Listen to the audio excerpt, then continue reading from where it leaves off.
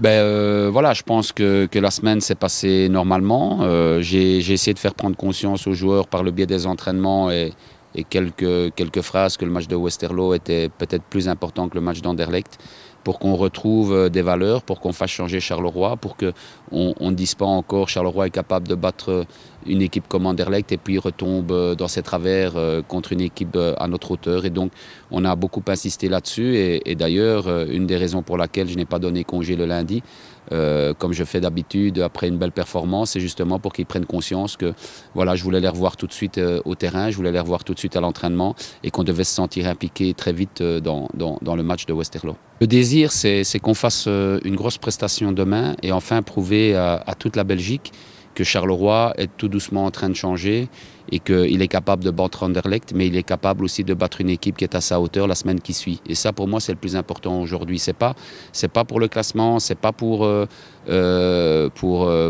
la vantardise ou quoi que ce soit. C'est simplement pour qu'on arrive à faire changer Charleroi et que Charleroi montre à tout le monde que quand il a des qualités, il peut les installer dans le temps et pas seulement sur un match ou deux. Oui, moi j'ai connu Charleroi en étant enfant. Quand je suis arrivé ici à Charleroi et que j'ai signé mon premier contrat professionnel en Division 1, j'avais souligné que quand j'étais petit, on sentait le boudin, on sentait le hamburger, on sentait les frites, que ce stade était chaud, que ce stade était rempli de monde. Et voilà, si on peut ensemble, que ce soit la direction, le staff, les joueurs, essayer de se rapprocher le plus possible de ces moments-là, je pense que ce serait déjà une belle réussite.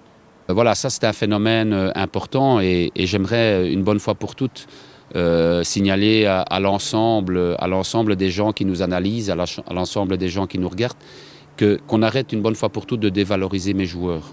Si mes joueurs ont fait une prestation comme celle contre Anderlecht ou encore comme celle contre Bruges ou encore contre celle contre Moucron, c'est que mes joueurs ont de la qualité. Et ils l'ont prouvé ces dernières semaines. Et c'est peut-être pas toujours à cause de l'adversaire parce qu'il est moins bien, ou à cause de l'adversaire parce qu'il prépare un match de Coupe d'Europe, ou parce que l'adversaire joue moins bien dans un jour sans. C'est peut-être aussi grâce ou à cause de Charleroi qui commence tout doucement à se retrouver, qui a des qualités. Et donc moi je suis contre le fait qu'on dévalorise tout le temps Charleroi, qu'on dévalorise la qualité de mes joueurs pour mettre en évidence peut-être les moins bonnes performances de l'adversaire. Ce serait peut-être bien qu'on mette beaucoup plus en valeur les qualités de mon groupe, l'envie du groupe et l'état d'esprit du groupe à l'heure d'aujourd'hui. Pour le moment, je ne pense même pas à ça. Pour le moment, je pense à toutes ces valeurs que je viens d'expliquer. Je pense à mon groupe. Je pense au groupe qui doit essayer de continuer à progresser. Je pense au groupe qui doit garder ses valeurs, qui doit garder ses qualités, qui doit montrer ses qualités.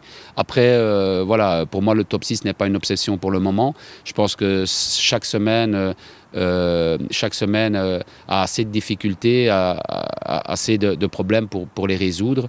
Et après, voilà, si on a le bonheur de s'y rapprocher encore un peu plus, tant mieux.